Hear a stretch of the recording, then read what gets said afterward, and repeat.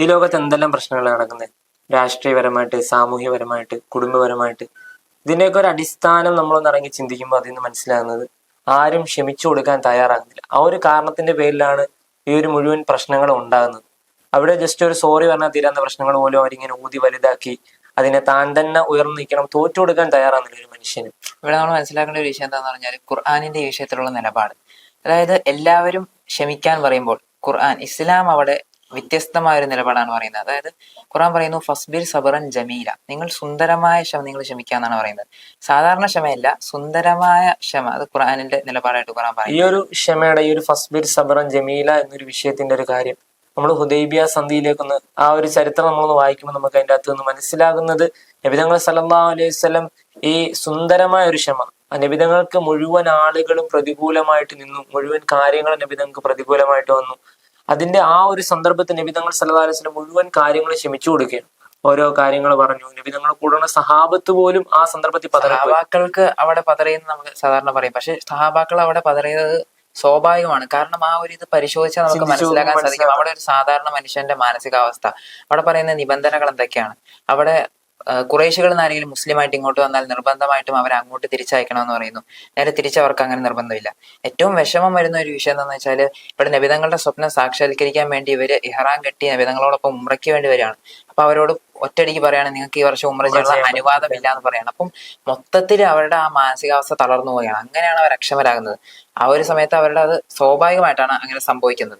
പിന്നെ ഉമർ റളിയല്ലാഹു അൻഹു പോലും പതറിയിട്ട് എന്ത് ചെയ്യുന്നുണ്ട്? നബി സല്ലല്ലാഹു അലൈഹി വസല്ലമയോടും അബൂബക്കർ റളിയല്ലാഹുവിനോടും പോയി ചോദിക്കുന്നതായിട്ട് നമുക്ക് കാണാൻ സാധിക്കും. എന്റെ ഈ വർഷം ഉംറ ചെയ്യാന്ന് പറഞ്ഞിട്ട് ചെയ്യാത്തത്. അപ്പൊ തിരിച്ചവർ മറുപടി പറയുന്നതെന്ന് പറഞ്ഞാൽ ഈ വർഷം ചെയ്യാമെന്ന് നമ്മൾ പറഞ്ഞില്ലല്ലോ എന്നാണ് അവർ പറയുന്നത്. പിന്നെ അവിടെ തീരുന്നില്ല വിഷയം. അവിടെ എന്ന് പറഞ്ഞാല് അലി റളിയല്ലാഹു അൻഹു പിന്നീട് ആ സന്ധി എഴുതുമ്പോ ബിസ്മില്ലാഹിർ റഹ്മാനിർ റഹീം എന്ന് അലി റളിയല്ലാഹു അൻഹുവിന്റെ അടുത്ത് എഴുതാൻ പറയുമ്പോൾ അവിടെ എതിരെയിരിക്കുന്നത് സുഹൈൽ ബിൻ അംർ ആണെന്നാണ് എന്റെ ഓർമ്മ.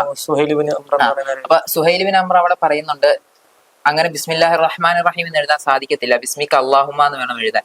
അപ്പൊ അത് പറയുമ്പോഴത്തേക്കും അലി റളിയല്ലാഹു അൻഹു അവിടെ ക്ഷമ നഷ്ടപ്പെടുന്നുണ്ടെങ്കിലും പിടിച്ചു വെച്ചിട്ട് പിന്നെ എഴുതുക. അപ്പൊ രണ്ടാമത്തെ വിഷയം മുഹമ്മദ് റസൂലുള്ളാഹി എന്ന് നബിതങ്ങൾ എഴുതാൻ പറയുമ്പോൾ അവിടെ സുഹൈൽ ബിൻ അംർ തട്ടിക്കയറി പറയാണ് താങ്കൾ ഒരു പ്രവാചകനായിരുന്നുവെങ്കിൽ ഞങ്ങൾക്ക് ഇതിന്റെ ഒന്നും ആവശ്യമില്ലായിരുന്നു, അതുകൊണ്ട് മുഹമ്മദ് ബിൻ അബ്ദില്ല എന്ന് എഴുതിയാൽ മതി എന്ന് പറയുന്നു. അപ്പം അലി റളിയല്ലാഹുവിന്റെ മുഴുവൻ കൺട്രോൾ അവിടെ പോവുകയാണ്. അത് മായ്ക്കാൻ സമ്മതിക്കുന്നില്ല. അപ്പൊ നബി സല്ലല്ലാഹു അലൈഹി വസല്ലം അവരെയും താഴ്ന്നു കൊടുത്തോണ്ട് നബിതങ്ങൾ തന്നെ സ്വന്തമായിട്ട് മാറ്റി അവിടെ ക്ഷമ കാണിച്ചു കൊടുക്കുകയാണ്.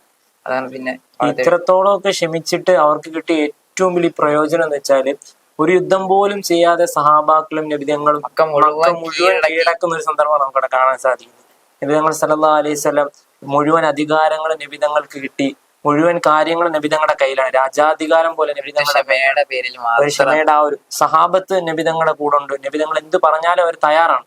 എന്നിട്ടും നബിതങ്ങൾ അവിടെ എന്താ ചെയ്തതെന്ന് വെച്ചാല് അവരുടെ അടുത്ത് ചോദിക്കണം. മാത്രമല്ല നബിതങ്ങൾ എന്തെങ്കിലും അവർക്ക് പ്രതികൂലമായി വിധി എടുത്താൽ അതിൽ അവരെ നബിതങ്ങളുടെ ഭാഗത്തെ ന്യായമുള്ളൂ. കാരണം അവരെന്താണ് നബിതങ്ങളോട് ചെയ്തത്? നബിതങ്ങളെ സ്വന്തം നാട്ടിൽ നിന്ന് ആട്ടിപ്പായച്ച് പുറത്താക്കി, നബിതങ്ങളെ എത്രത്തോളം ഉപദ്രവിച്ചു, എത്രയോ നബിതങ്ങളെ ബുദ്ധിമുട്ടിച്ചു നബിതങ്ങളുടെ സഹാബാക്കളെ.